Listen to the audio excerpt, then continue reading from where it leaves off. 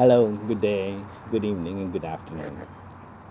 As many of you know, we recently lost our dear mother to cancer, and it's a sad time for us, but at least she's not suffering anymore. So this video is going to be half in sunshine and half in shadow. I guess that makes sense. We're going to continue, though, with the gardening and the nature videos because she loved them so much, and she loved being outdoors. Here we have the yellow tulips, yellow daffodils, and there are iris and other daffodils here. There's a whole flock of little tiny blue flowers out in the lawn. And they also go back through here into the garden. Don't actually know their name. I realize I should, but if anybody out there does, that's great as well. We've alternated the plantings here between flowers, and then there'll be a spot with food, and then there'll be a spot with more flowers, then food, etc. We're trying to alternate the use of the soil between food, which we all need, and the wonderful beauty of flowers, which we also need, including some of those incredibly difficult to grow dandelions. The root, though, of a dandelion is actually really good for the soil, the taproot. That's what I'm looking for, so we'll leave them there. We've got daffodils here coming up. And we planted potatoes and onions here already. We're going to plant more in here. Can't remember if the right word is row or hills, because they're planted in a row, but I'm going to hill them, so I don't know what the proper word is there. We did successfully dig up one tree from back here, and a whole bunch of tiger lilies, or as Mom called them, ditch lilies, because in fact, they grow in ditches and everywhere except where you want them to grow. We have a couple more trees back here that I really do need to get rid of, but I haven't figured out how yet. I trim them often, but I don't want to damage the foundation of the house itself either in getting rid of the trees. So there we are right now. As some of you like to recall, we planted a couple of strawberries out front here last year. And now, for whatever reason, and I'm perfectly happy, we have hundreds and hundreds of strawberry plants. We'll have to try and figure out how to keep them growing, but not feed them to squirrels or birds or something like that. In the background here we have more iris and more ferns, of course, and unfortunately a couple more trees that I haven't got time to figure out what to do with.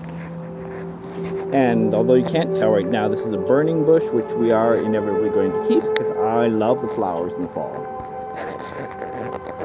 More of these tiny little blue flowers. Little ones here, like bluebells or something. A couple of trees starting. The apple tree that the big tree fell cut in half when it fell last year. And of course, a tribute to our two host countries here, Jamaica and Canada, as well as gifts from others.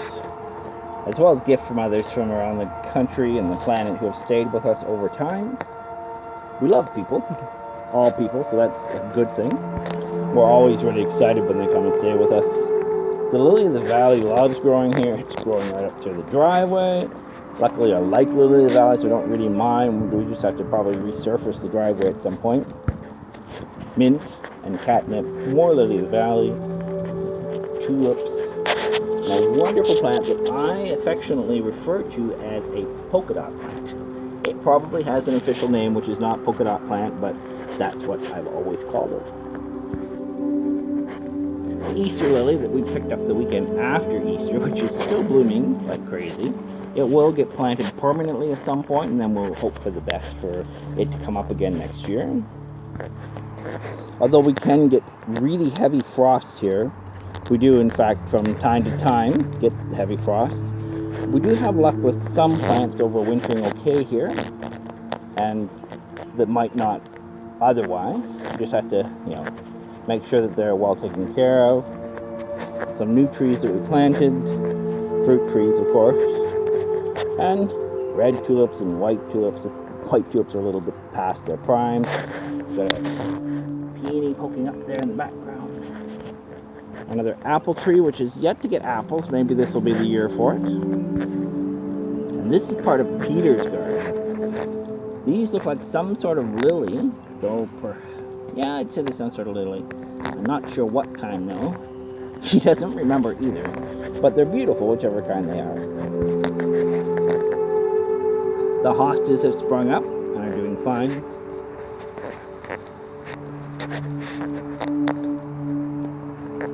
More really old, well, past their prime, I guess, tulips. Our giant rose tree, some of which will have to be trimmed off this year again.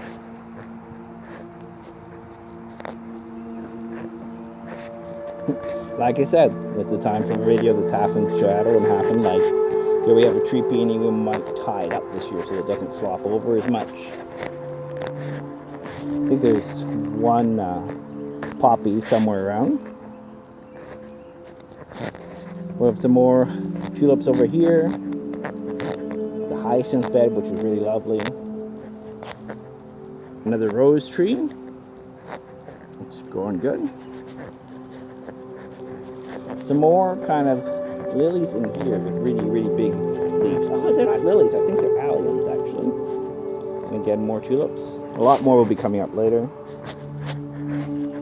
Peter's tulip bed here. He's been having trouble with squirrels digging up the bulbs and moving them on him, so every now and then we get random tulips someplace else.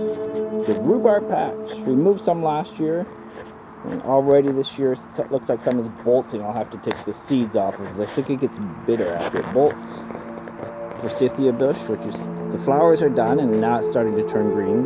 Forsythias are really only one of the plants that, well, bush, I guess, that blooms first and then gets leaves. It's always a nice color to come up in the spring. And out here we have our lake/pond. The water level's up about, I don't know, 3 or 4 or 5 feet this year from last year, so it's quite deep this year, and we've been having a lot of rain this season, so that's perfectly natural. Goes on for a good piece in the distance. Adds a nice touch of peacefulness to our environment here, and I'm really grateful for that. With that, I want to thank you all for watching the video, and looking forward to another spring of videos and updates and spending nature with you. My mother would have loved to know that you're here, and I thank you, and she would thank you, I'm sure, for your time. Enjoy the rest of your day. Thank you again.